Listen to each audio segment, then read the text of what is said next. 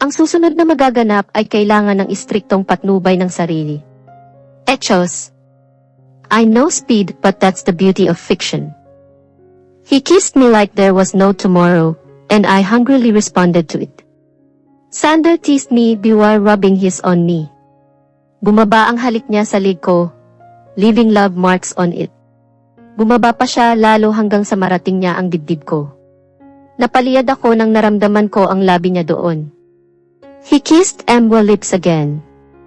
Hinila ko siya papalapit sa akin at sinabayan ang paghalik niya. He then removed Emwa's undies at hinalikan ako sa paa ko. Shit, malinis naman siguro yon, di ba? Kaliligo ko lang naman din. Pataas na ng pataas ang halik niya at napaliyad na naman ako sa ginawa niya. Ah! Sander, yung ko. You okay, honey? He asked. I just nodded in response. Nakikipag-usap pa talaga siya. He then parted Emwa's legs and positioned himself between them. Bahala na. Wala na tong atrasan. Ang sakit pala talaga. Parang may kung anong napupunit sa loob ko. Shit! Napaluha na ako. He then bent down and kissed me again. Nakababaliw ang ginagawa niya. But I met his every thrust. Sabay tayo, baby. Narinig ko pang sabi niya before we both reached the height of pleasure. I then felt something inside of me. Hapong-hapo kami. Nakapapagod pala talaga.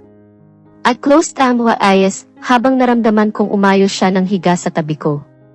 He held me close at ibinaon ko na lang ang mukha ko sa dibdib niya. Parang may narinig pa akong sinabi siya. But I was too tired to process what he said. Nagising ako sa sinag ng araw na tumatama sa mukha ko. And as I opened Emwa's eyes, I instantly felt something heavy na nakapatong sa legs at tiyan ko. Nang gumalaw ako, I felt pain sa ibabang bahagi ng katawan ko. Agroan, dahilan para magising ang lalaking nasa tabi ko. Oh, Emwa. We really did it. I couldn't believe it.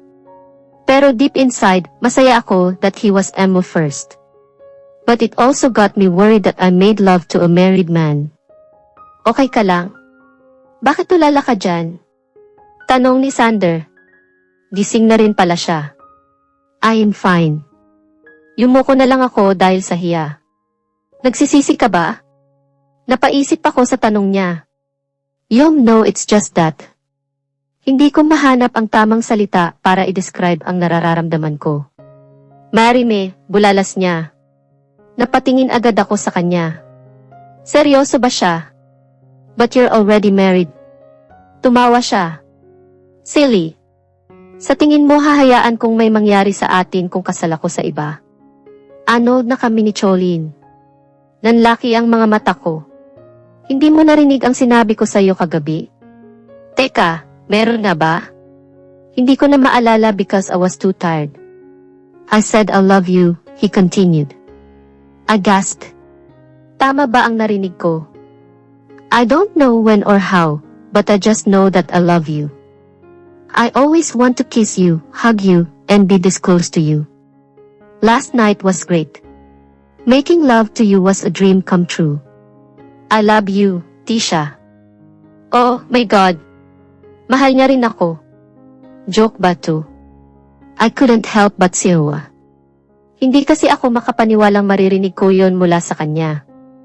Hon, please don't siwa.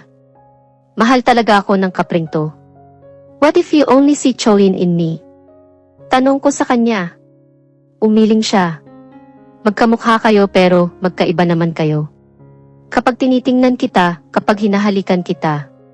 Ikaw lang, Tisha, ang nakikita ko at hindi siya. Matagal ko rin pinag-isipan to na baka nga nakikita ko lang siya sa'yo. Pero hindi, hon. Ikaw ang mahal ko. I love you, Leticia Alexis Mendez. Will you marry me and be my real wife? Adik ba to? Nagpo-propose nang wala namang singsing. Pero kinilig pa rin ako at gusto kong maglululundag sa saya. Wala ka namang singsing, I said with a pout. Honey, I can buy you one later. Ano na, sasagot ka ba? Yes, Sander, yes. I will marry you. Bakit pa ako tatanggi? We loved each other. Doon din naman pupunta yon. Oh, Tisha. I love you. Tapos naulanan niya ako ng halik. I love you, too. Napatigil siya sa paghalik sa akin at napatitig sa akin. Oo, mahal din kita. Tingin mo bibigay ako kung hindi. At eto nga, papakasal pa ako sa'yo. He claimed my lips, and I eagerly responded. Ang sarap ng halik niya. Habang bumababa ang kamay niya sa may puson ko. Masakit pa ba? Tanong niya. Nanlaki ang mata ko. Gusto na naman niya. Nakailang rounds na kami kagabi At nakumpirma ko ang sagot doon. When I felt something poke to me. He was hard again. I pinched his nose. Honey, masakit pa. I answered as my face turned red. All right. Mamayang gabi na lang ulit. He then winked at me. You pervert. Hinampas ko siya sa dibdib. Only because of you, honey. Binuhay mo ang katawang lupa ko. I chuckled. Ang corny niya kasi. We then showered together. Pinaliguan namin ang isa't isa, which lasted for an hour. Patapos na akong magbihis nang may kumatok sa pinto ng kwarto ni Sander. I hurriedly wore his shirt, then opened the door. It was close, Yaya. Sorry po sa disturbo. Pero kanina pa po naiyak si Chlo. Ayaw po tumahan, hinahanap niya ang mommy niya. Akala niya po iniwan na siya ulit. Oh, Dali-dali akong tumakbo papunta sa room namin ni Chlo. And there she was, di matigil sa pag-iyak. Baby, sabi ko sabay niyakap siya agad.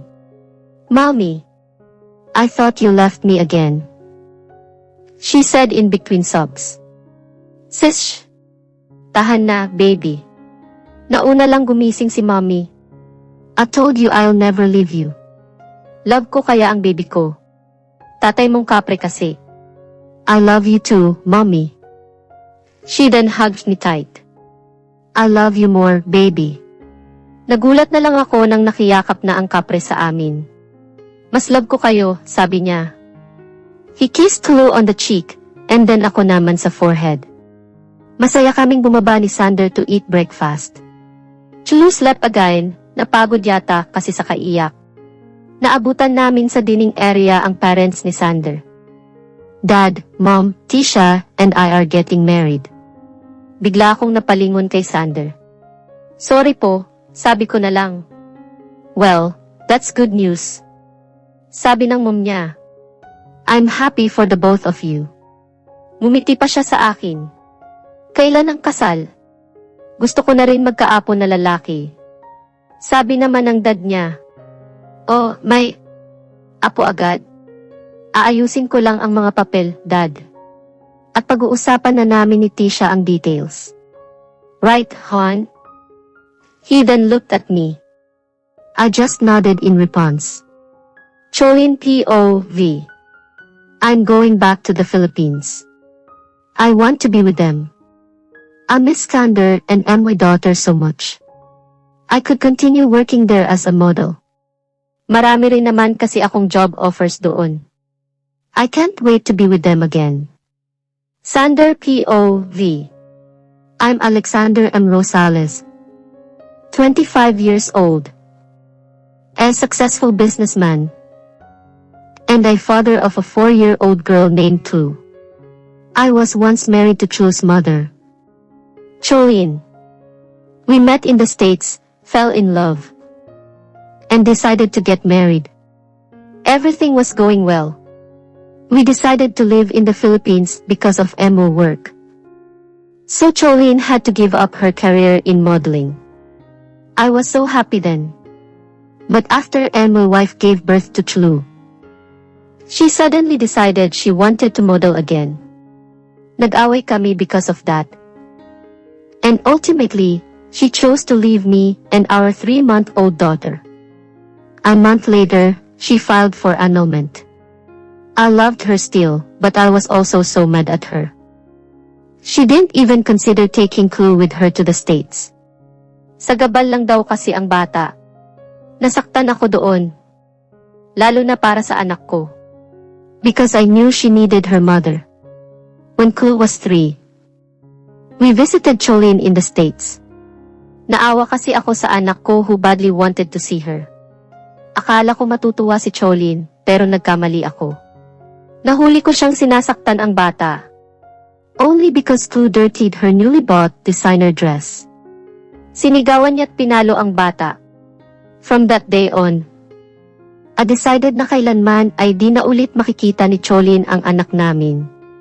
Pero dahil bata pa lang din si Chloe, hindi maiiwasang hanapin niya ang mommy niya. Kahit anong paliwanag ko sa kanya, naniniwala siyang babalikan siya ng mommy niya at na mahal pa rin siya nito. Naging bagnutin si Chloe because she wanted to be with her mother. At that point, pumayag akong ilabas siya ni Venice.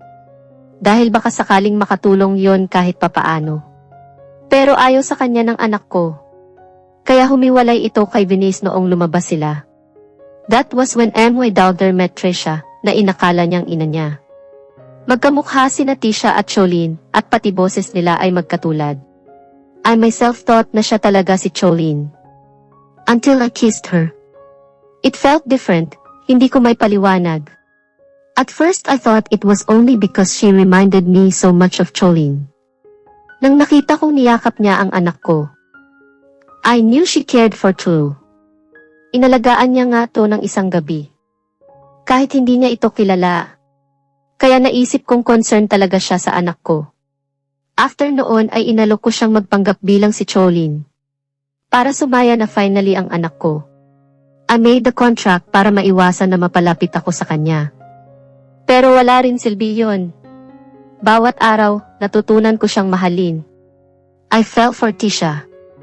I saw Tisha singing a lullaby to Chloe habang nakayakap ito sa kanya. I couldn't help but smiled. Para talaga silang mag-ina. I was thinking about it. Tisha gave up her job para maging ina sa anak ko. Samantalang ang tunay niyang ina ay tinalikuran kami para sa karir niya. Lumapit ako sa kanila noong pareho na silang natutulog. I held Tisha's face, an angel sent to us from heaven. Medyo masungit nga lang, but still, I loved her. Maganda ba ang view, anak? Tanong ni mommy. Look, para silang mag-ina. Kung sana si Tisha na lang ang naging ina ng anak mo, Sander. She will be soon be, mom. Kapag ikinasal na kami, I'm happy for you, anak. Nahanap mo na rin ang kaligayahan mo. Thank you, mom. After that ay umalis na rin si mommy. Tisha then slowly opened her eyes. When she saw me, she instantly smiled. God, I love this woman. Sorry nakatulog ako, sabi niya. Hinalikan ko siya sa labi at saka kinuha si Chloe sa kanya. Magkasunod kaming pumasok sa kwarto nila. Habang inihihiga ko na ang bata sa kama, ay pinanood lang ako ni Tisha nang may ngiti sa kanyang mukha. Para saan ang ngiting yan? I asked her as I held her waist and pulled her close to me. Para sa mabait at responsabling tatay na kagaya mo. Sagot niya saka hinalikan ako sa pisngi. Ang sweet naman ng honey ko. Hinila ko siya papunta sa kwarto ko pagkatapos. I have something for you. Sabi ko when we got to Emma's room. Tapos ay lumuhod na ako sa harap niya. I know you already said yes. But I'll ask you again. Will you be my wife and make me the happiest man alive? Nagsimula siyang maluha. Yes. Yes. Sander. Isinuot ko sa kanya ang singsing tapos ay tumayo at pinahid ang mga luha niya. I love you, Tisha. I will take care of you and our future children. I love you, too. Alam kong magiging mabuti kang ama sa magiging babies natin. Mahal ko siya.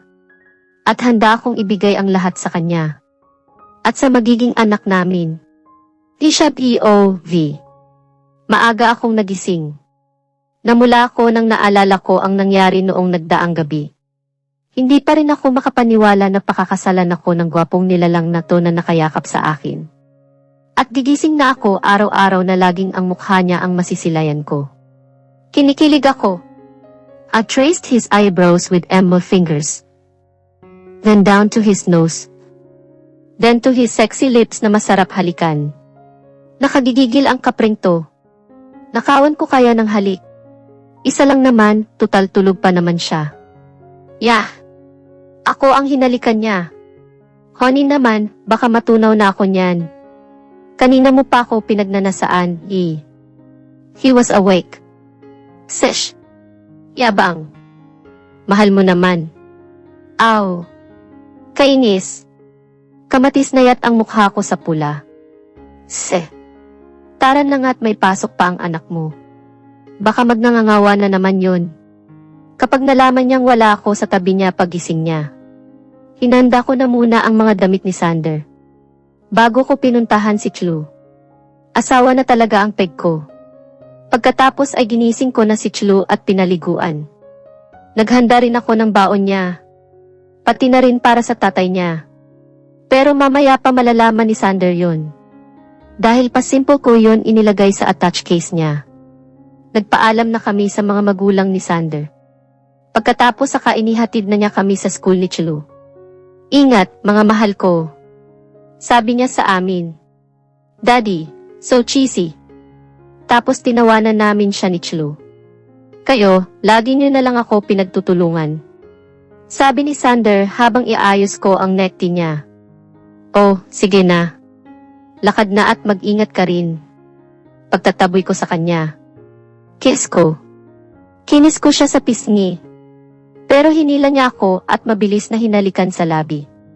EGA2, Bye, baby. Baling niya kay Chlu. Bye, hon. I love you. Take care. Sige na kasi. Late ka na. I love you, too. Kumaway pa siya bago tuluyang umalis.